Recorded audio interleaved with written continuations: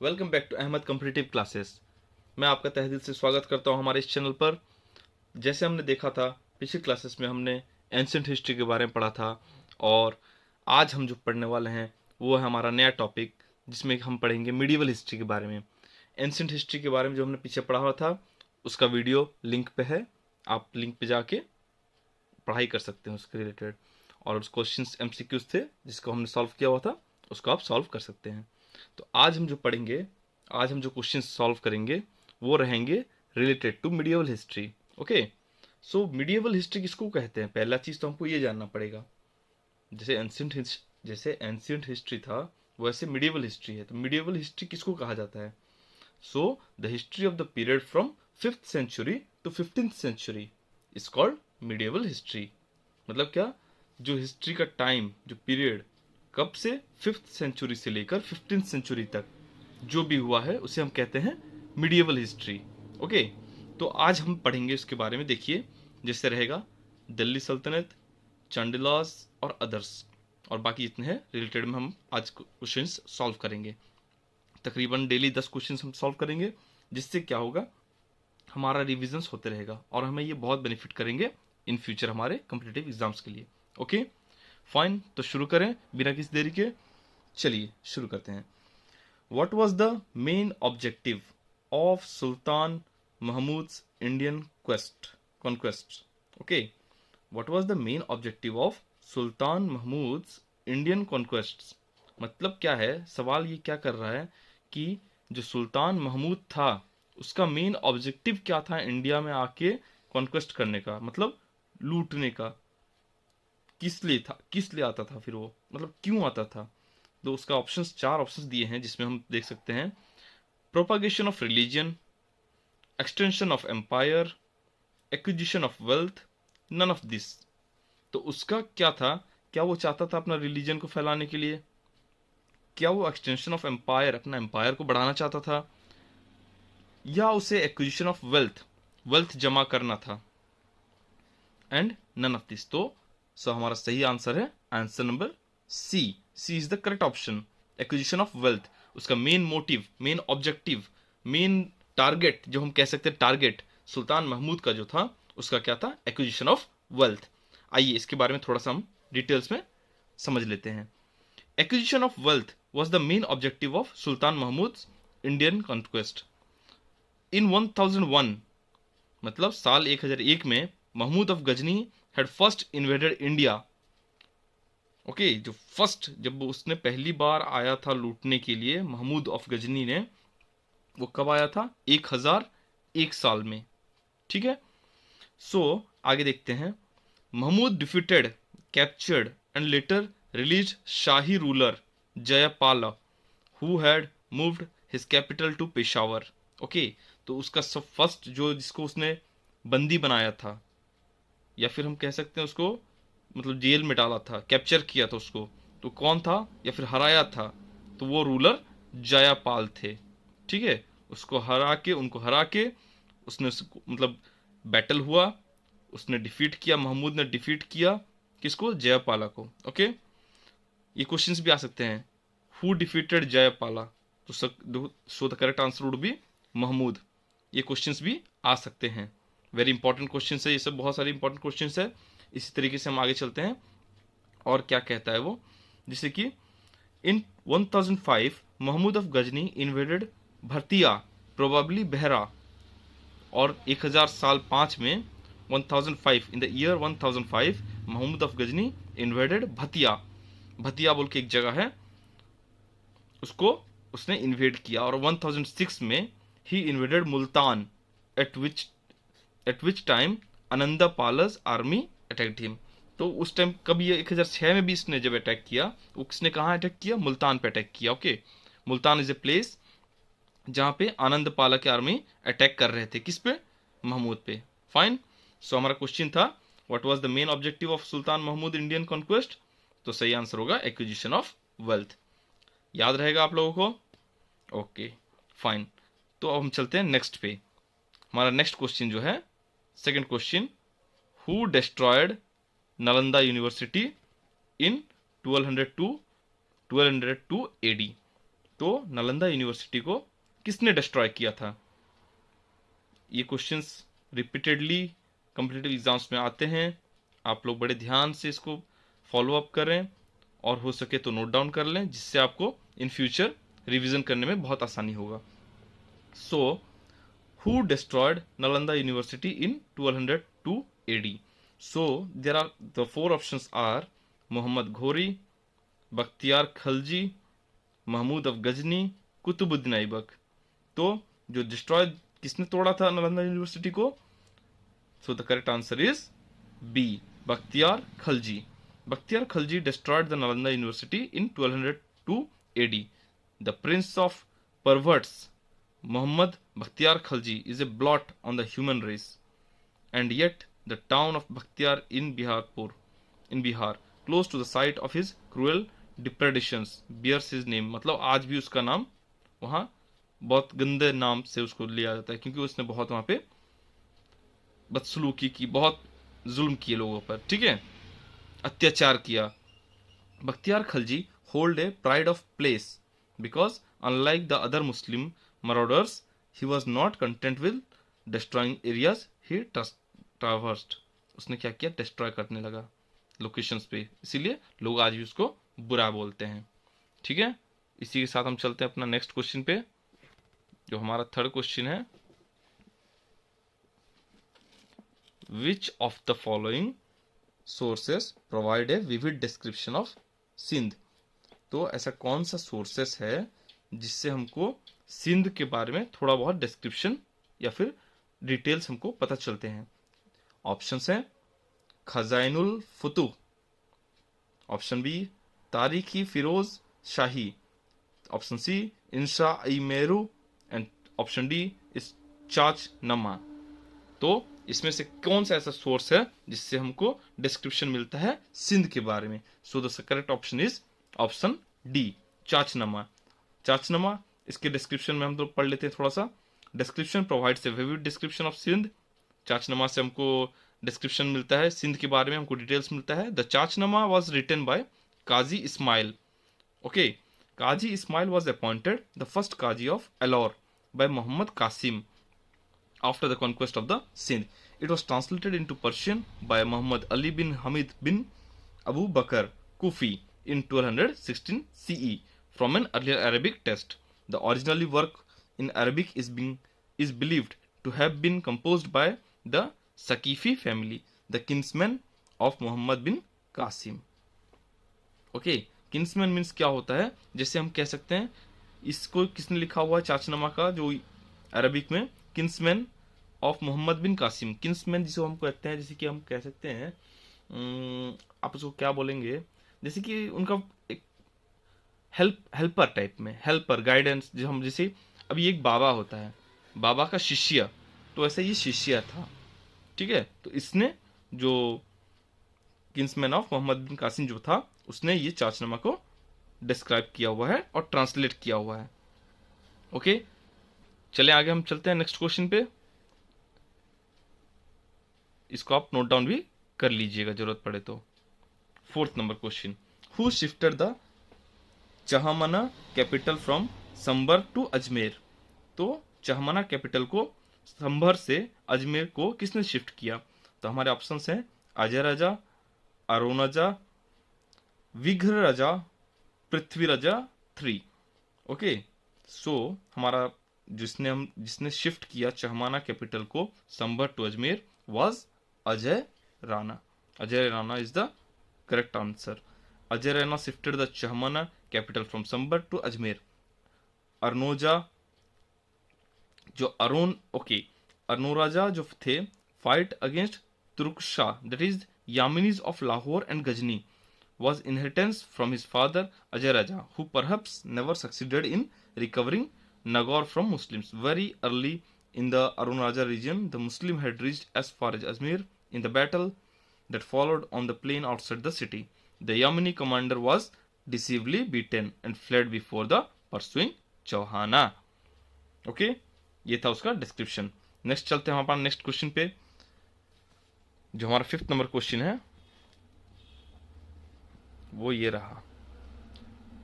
Fifth question दिया है, और ये बहुत इंपॉर्टेंट क्वेश्चन है, आप इसको ध्यान से देखें और याद रखें ताकि आप अपने कॉम्पिटिटिव एग्जाम्स में अगर आ जाए तो आप इसको इजीली सॉल्व कर पाए और अपना एमसीक्यू करेक्टली चूज करें। Kumar Devi the queen of Govind Chandra Gahadavala constructed Dharmachakra Jina Vihar at, तो जो कुमार देवी थी कहाँ की, the queen of Govind Chandra Gahadavala, उन्होंने जो धर्मचक्र जिना विहार कहाँ बनाया हुआ है। इसके 4 ऑप्शन हमको दिए जाते हैं जो है बोध गया, कुशीनगर, कनौज, सारनाथ। तो उसका correct answer would be Sarnath. ठीक है, उन्होंने कब बनाया था, the Buddhist queen of great गढ़कलीन of Kashi in the year 1114 to 1154। इस टाइम तक उन्होंने रूल किया। All the halls and apartments of the monks have disappeared, लेकिन अब जो है ये टूट चुका हुआ है, डिसअपीयर्ड हो गए हैं। डिसअपीयर्ड मीन्स गायब। ओके, तो अब हम चलते हैं अपना नेक्स्ट क्वेश्चन पे।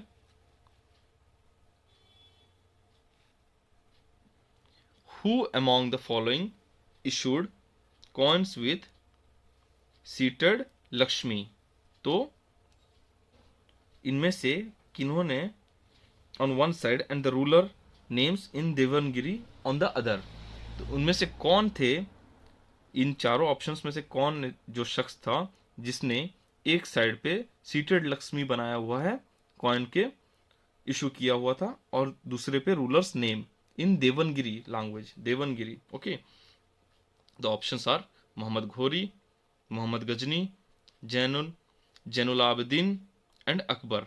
सो the correct option is Mohammad Ghori. Okay, याद रहेगा, मोहम्मद घोरी issued the coins with seated Lakshmi on one side and the ruler's name in Devangiri on the other. They were revived by Gangeya Deva, the Kalachuri ruler, who issued the seated Lakshmi coins, which were copied by later rulers both in gold as well as in debased form. The Hindu symbol of swastika appeared on many of Akbar coins along with the Kalima. कलीमा किसको कहते हैं, Islamic affirmation of faith. Okay, उसमें क्या था, तो अकबर जो थे उन्होंने हिंदू सिंबल जो स्वास्तिका था, स्वास्तिका भी रखा हुआ था और उसके साथ में उन्होंने कलीमा भी अकबर के कॉइन्स में देखने को मिला था। Some of his silver coins also had words Rama and Govind on them. Okay, so ये बहुत इंपॉर्टेंट क्वेश्चन है, देख लीजिए ध्यान से, इसको नोट डाउन कर लीजिए जरूरत पड़े तो। Who among the following ruler issued coins with seated Lakshmi on one side and ruler's name in Devangiri on the other side was Muhammad Ghori. Okay, so अब हम चलते हैं अपने नेक्स्ट क्वेश्चन पे, question number 7। The Kriti Stambha at Chittor was built by whom? Rana Sangha, Rana Kumbha, Rana Pratap, Rana Uday Singh. So the correct option is Rana Kumbha. The Kriti Stambha at Chittor was built by Rana Kumbha. The Kriti Stambha, Tower of Fame, dedicated to Lord Adinath, was constructed by Bagharwala merchant Shah Jija by using Nija Bhujo Parjita, that is self-earned money. Nija Bhujo Parjita मतलब self-earned money, खुद से जो कमाया हुआ पैसा, according to an inscription by his great grandson who had the monument repaired in 1489. Okay, the exact date of building of the Kriti Stambha is not known. Some believe that Shah Jija had an older tower rebuilt, perhaps from 12th century. Okay, so अब हम चलते हैं अपने next question पे।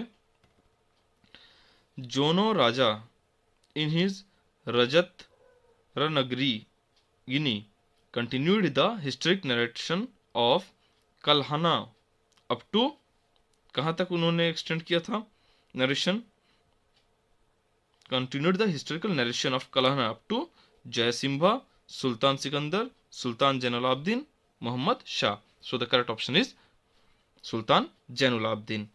Okay, उनका कितना लंबा उन्होंने लिखा हुआ था देखते हैं अभी, इसके डिस्क्रिप्शन में हमको डिटेल्स में पता चलेगा। Jona Raja in his Rajat Rajatarangini continued the historical narration of Kalhana up to Sultan Jalaluddin Rajatarangini, which consists of 7,826 verses. तो इतने पार्ट्स में उन्होंने डिवाइड किया हुआ था. Is divided into 8 books. 8 book में डिवाइड किया गया है इसको. Book 1 attempts to weave imaginary tales of Kashmiri kings into epic legends. Gonanda was the first king and a contemporary and enemy of the Hindu deity Krishna. ठीक है, तो गोनंदा जो था was the first king और enemy भी था वो किसके? of the Hindu deity Krishna, जो कृष्ण भगवान है उनके वो दुश्मन भी था और वो फर्स्ट किंग था. नेक्स्ट क्वेश्चन पे आते हैं हमारे 9th नंबर क्वेश्चन पे.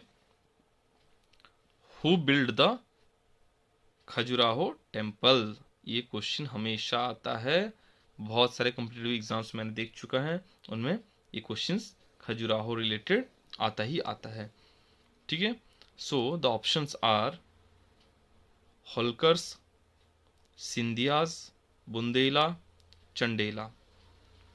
तो who build the Khajuraho temples?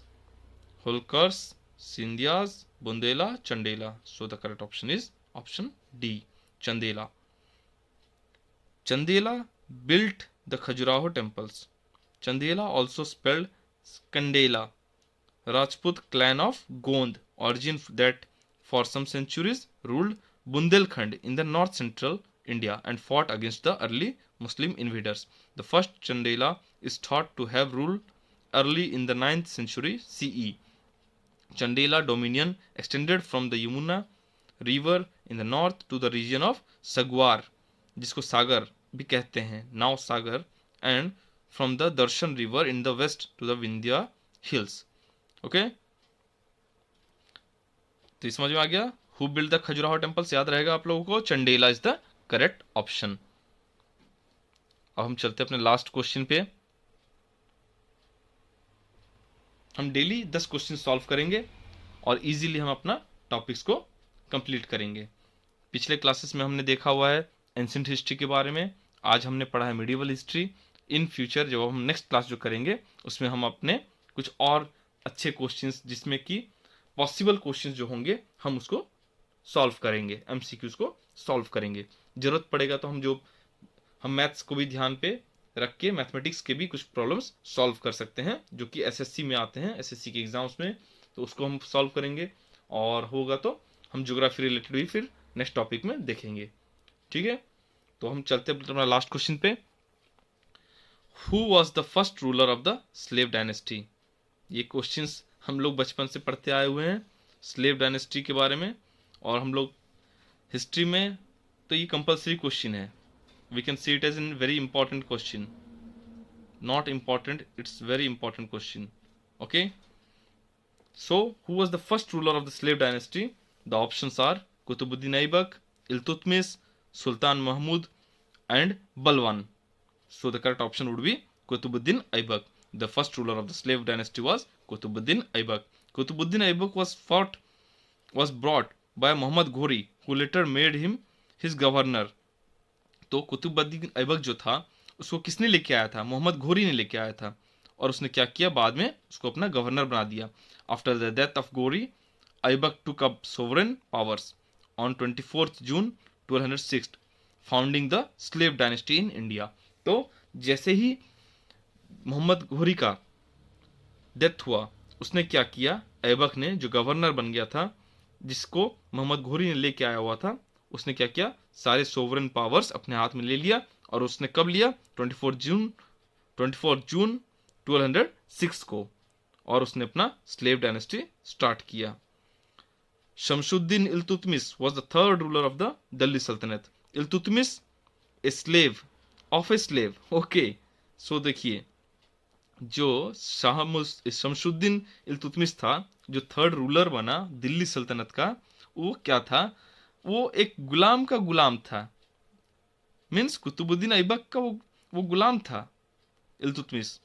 वो फिर क्या किया, is regarded by several historians as a real founder and consolidator of the slave dynasty and the Delhi Sultanate. तो देखिए यहाँ सबसे बड़ा मजाक क्या, मतलब हंसना चाहिए इसमें, हंसना तो नहीं चाहिए, पर हम देखिए हम क्या हिस्ट्री क्या दिखा रहा है हमें, बता रहा है कि मोहम्मद घोरी जो था उसने कुतुबुद्दीन ऐबक को लाया, उसने लेके आया कुतुबुद्दीन ऐबक को, और उसने यहाँ पे उसको अपना गवर्नर बना दिया। और जैसे ही मोहम्मद घोरी का डेथ होता है, वो क्या करता है, कुतुबुद्दीन ऐबक सारा चीज अपने कब्जे में कर लेता है, अपने कब्जे में कर लेता है, और उसने फिर अपना स्लेव डायनेस्टी स्टार्ट कर लिया। तो ये क्या था, कुतुबुद्दीन ऐबक एक गुलाम था। अब क्या हुआ, अब शमशुद्दीन इल्तुतमिश जो था, वो जो